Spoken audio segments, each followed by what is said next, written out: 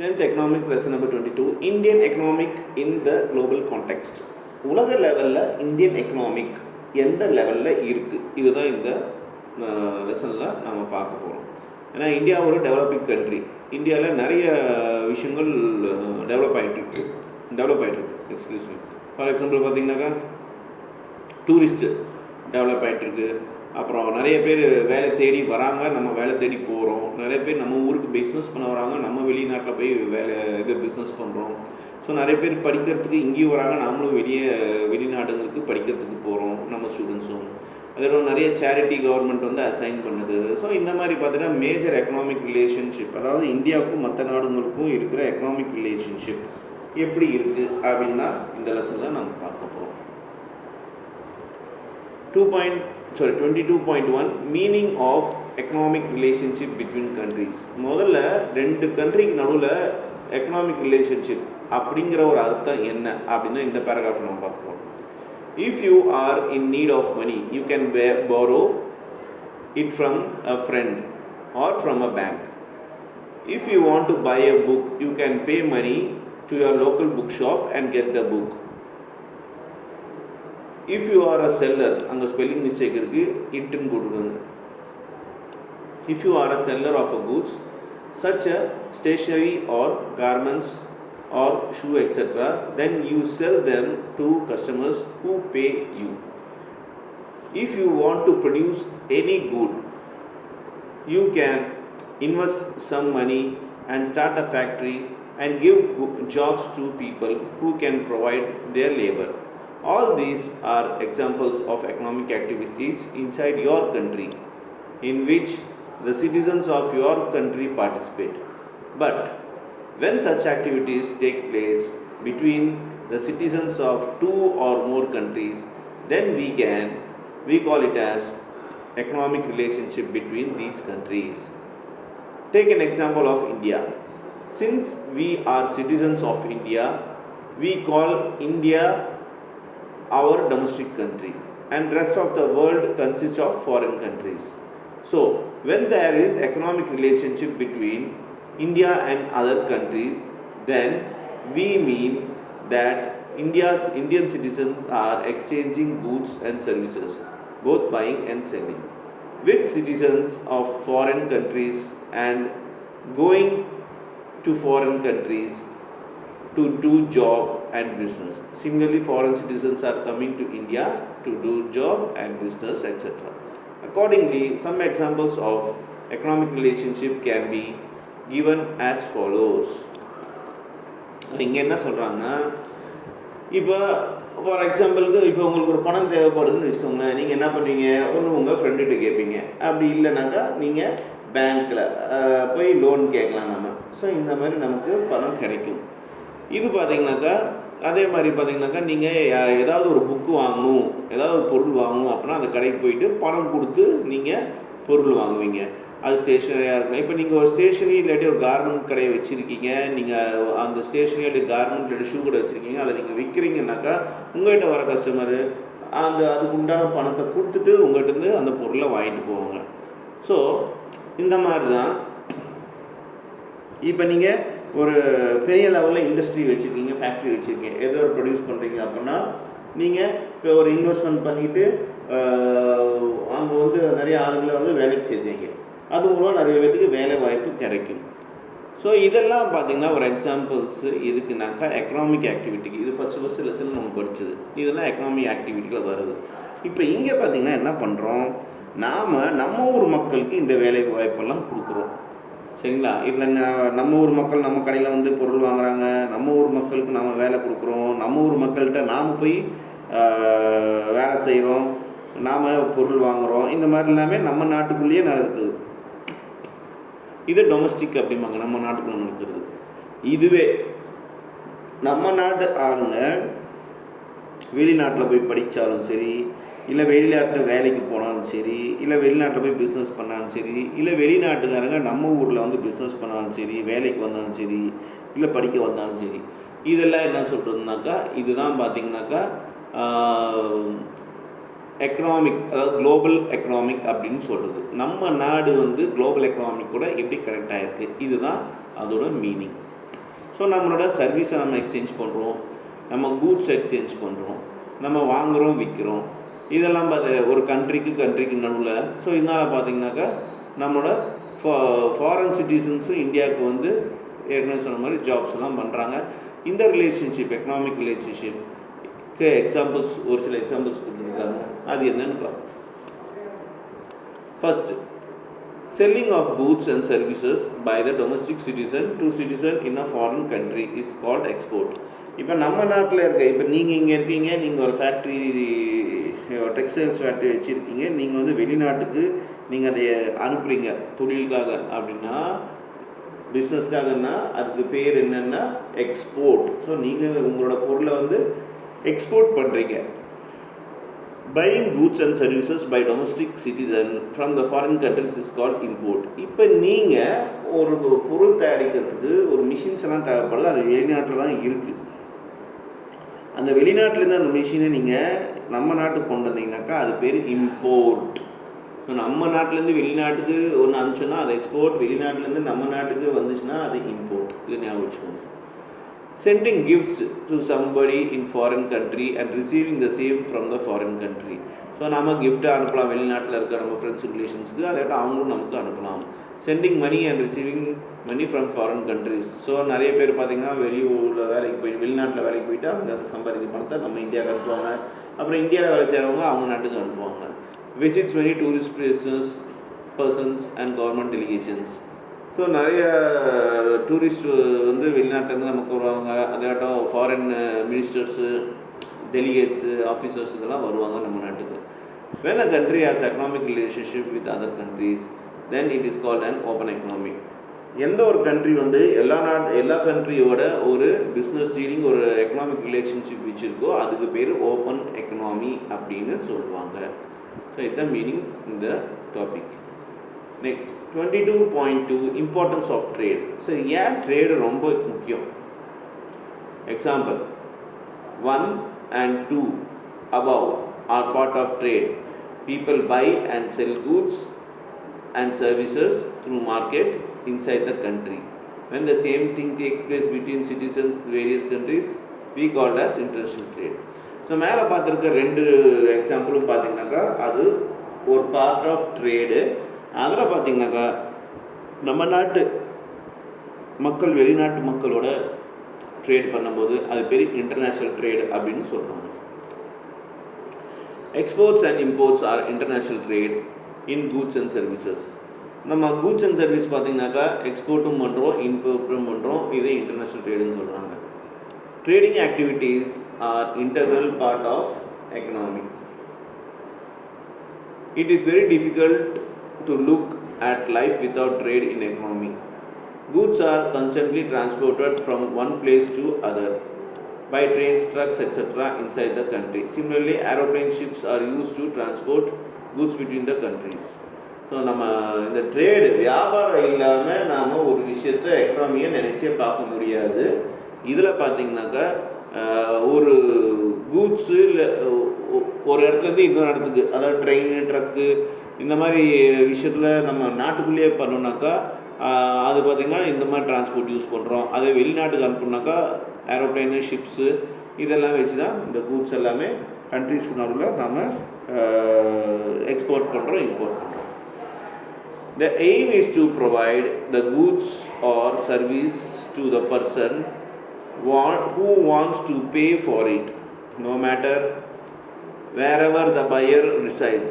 It means that distribution of goods or services is possible because of trade. That is why trade is so important. We can think of many other advantages of trade as given below. Right. எதுக்கு இந்த goods and service வந்து ஒரு ஆளுங்க, அதாவது மக்கள் வந்து காசு கொடுத்து வாங்கணும் அப்படின்னா அவங்களோட எய்மே பார்த்திங்கனாக்கா அந்த பையர்ஸும் சரி அந்த வாங்குறவங்களும் சரி அவங்களுக்கு அது தேவை இருக்கிறதுனால. அதாட்டம் இந்த distribution of goods and services பார்த்திங்கனாக்கா ட்ரேட்னால் மட்டும்தான் கிடைக்கும். அதனால தான் பார்த்திங்கனாக்கா ட்ரேட் ரொம்ப ரொம்ப இம்பார்ட்டண்டான விஷயம் எக்கனாமியில். அதாட்டம் நாம் அட்வான்டேஜ், ட்ரேடோட அட்வான்டேஜ் நிறையா இருக்குது. அது என்னென்னு ஒவ்வொன்றா பார்ப்போம். First one, through trade people get a lot of varieties of goods and services. During summer you would always like to have cold drinks. Some of the cold drinks available in the market are Coca-Cola, Pepsi, etc. Do you know from where Coca-Cola came to India first? It was manufactured in USA, that is America, which is very far from India. Now, of course, Coca-Cola plants are established in India, but it is still a foreign company. Similarly, Indian pickles are sold abroad in many countries by Indian businessmen. There are many examples of Indian goods being consumed by foreign people and foreign goods consumed by Indian people for satisfaction of wants. Trade encourages productions of new goods and services. Through trade, sellers and buyers interact with each other. So sellers know the choice and preference of the buyer and accordingly provide the goods and service for the consumption. So இங்கே first 3 பாயிண்டில் என்ன சொல்கிறாங்க அப்படின்னா, நம்ம trade மூலமாக நிறைய goods and services பார்த்திங்கனாக்கா நம்ம ஃபார் எக்ஸாம்பிள் சம்மர், இப்போ வெய்ய காலத்தில் பார்த்திங்கன்னா என்ன பண்ணுறோம், கூல்ட்ரிங்க்ஸ் நிறையா குடிப்பாங்க மக்கள். அப்போ இந்த கூல்ட்ரிங்க்ஸில் கொக்கோகோலா, பெப்சி இதெல்லாமே முக்கால்வாசி இதுதான் வாங்குவாங்க. இந்த கொக்கோகோலா, பெப்சி எல்லாமே ஃபாரின் கம்பெனி, அதாவது அமெரிக்கா கம்பெனி, யூஎஸ் கம்பெனி. ஆனால் அவங்க அமெரிக்கா கம்பெனியாக இருந்தாலும் இந்தியாவில் அவங்க பிளான்ட் போட்டிருக்காங்க. பிளான்ட்னாக்கா மேனுஃபேக்சரிங் பிளான்ட் போட்டிருக்காங்க, இருந்தாலும் அது ஃபாரின் கம்பெனி தான். அதே மாதிரி நம்ம நாட்டில் இருக்கிற மக்கள் பார்த்திங்கன்னா வெளிநாட்டில் போய் பிஸ்னஸ் பண்ணுறாங்க. இந்த ஊறுகாய் பிஸ்னஸ்லாம் பண்ணுறாங்க. ஸோ இது அங்கே இருக்க மக்கள் எல்லாமே வாங்கி சாப்பிட்றாங்க. ஸோ இது இந்த மாதிரி ஒன் ஆஃப் த அட்வான்டேஜாக இருக்குது அப்படின்னு சொல்கிறாங்க. அவங்கவுங்க தேவைக்கு ஏற்ற மாதிரி தேவையை தீக்குது அப்படிங்கிறாங்க. அப்புறம் 2வது பாயிண்ட்டு, ட்ரேடு இந்த ப்ரொடக்ஷன் புது கூட்ஸ் அண்ட் சர்வீஸ் உருவாக்குறதுக்கு ஒரு ஊக்கமாக இருக்குது, என்கரேஜ் பண்ணுது அப்படிங்கிறாங்க.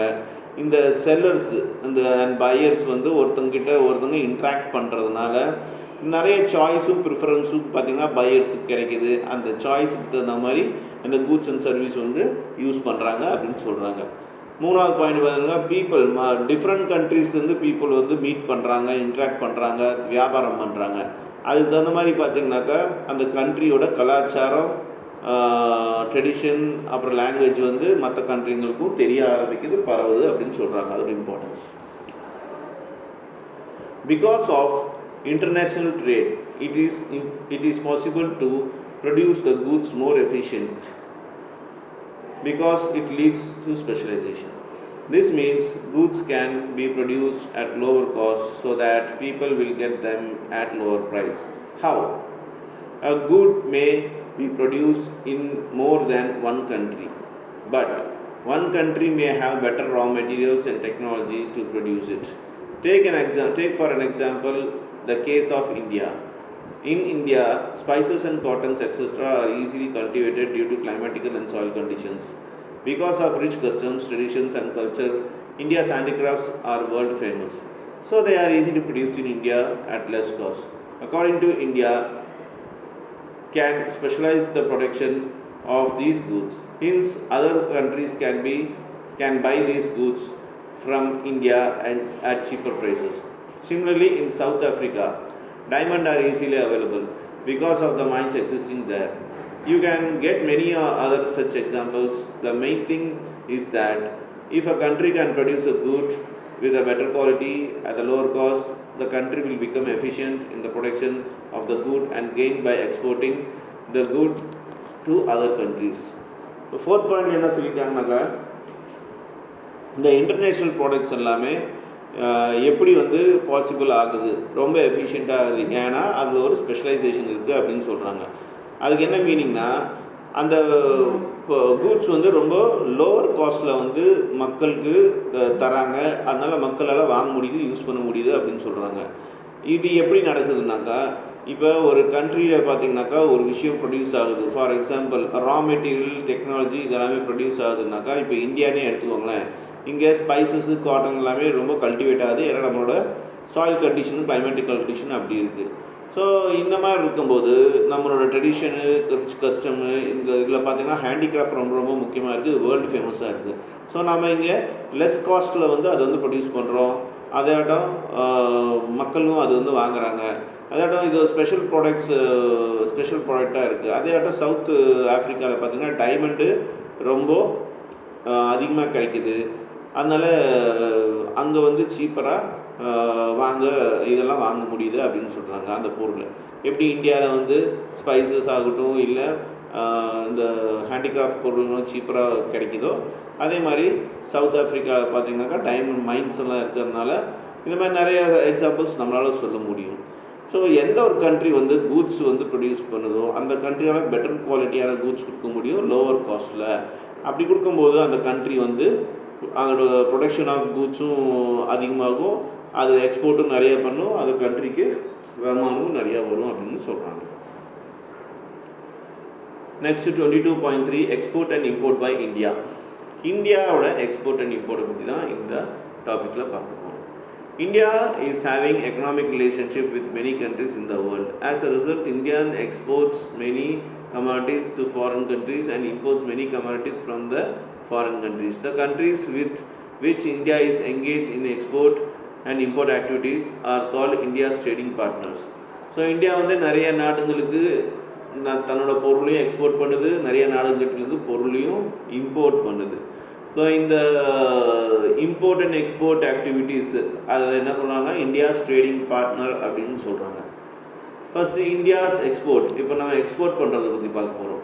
The major item of India export of different countries to different countries are engineering goods, handicrafts, chemicals and allied products, ready-made garments, cotton yarns, irons, iron ore, leather, fish, rice, fruits and vegetables, etc. Some of the countries where Indians exports reach are France, Germany, UK, US, Iran, UAE, China, Hong Kong, Singapore and some African and Latin American countries.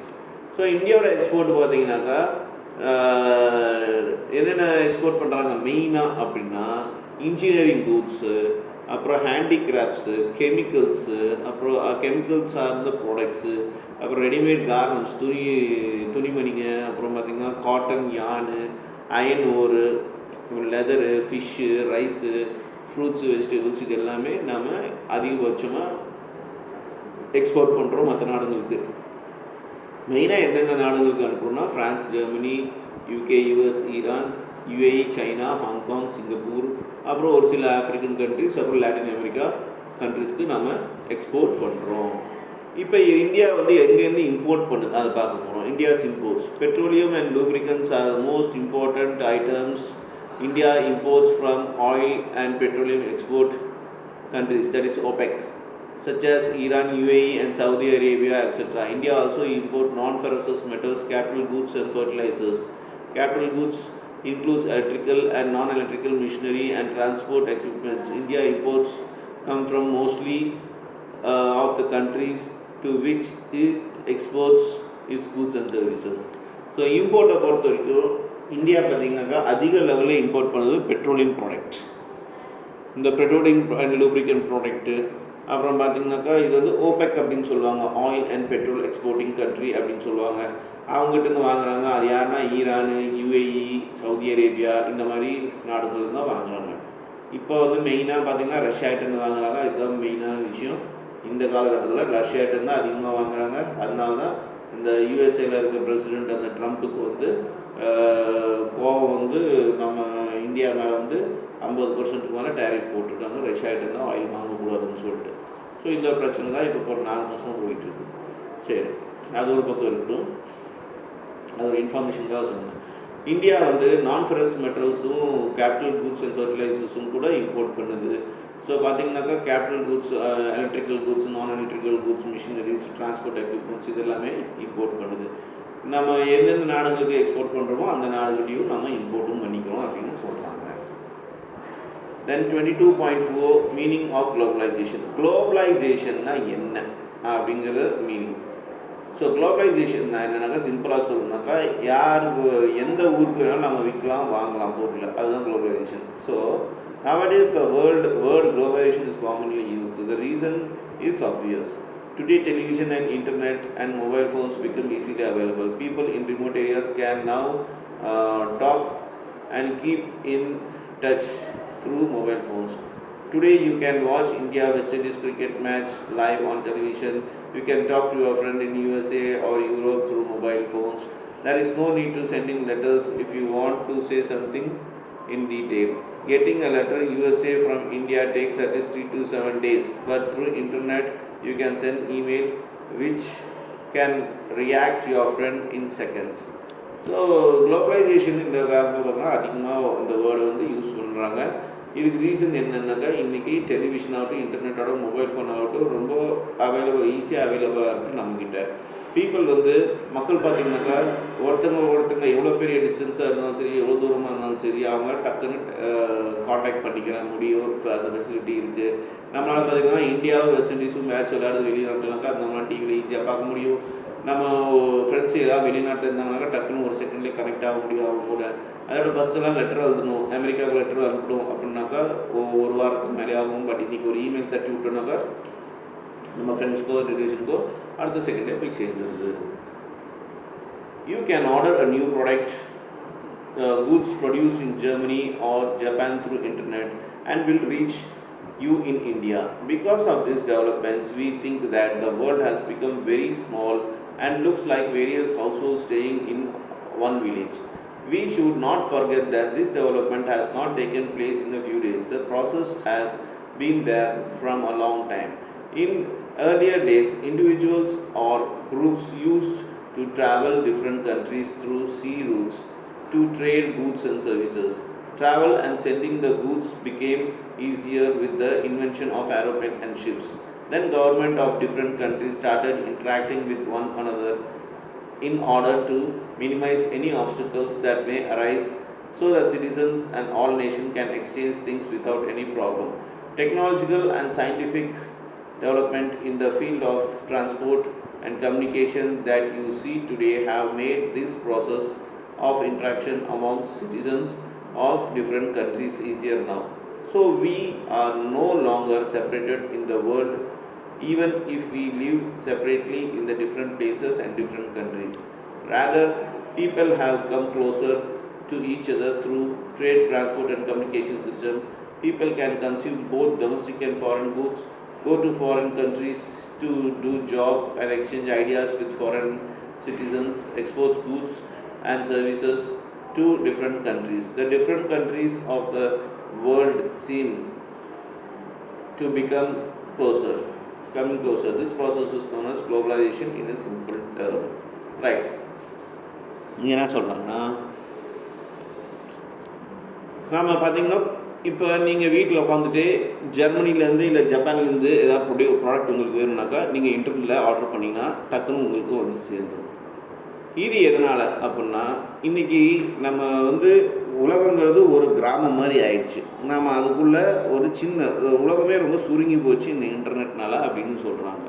So வெளிநாட்டில் எந்த விஷயம் நடந்தாலும் நமக்கு தெரியுது, எந்த பொருள் வேணாலும் நம்ம வாங்கிக்க முடியுது, அனுப்ப முடியுது.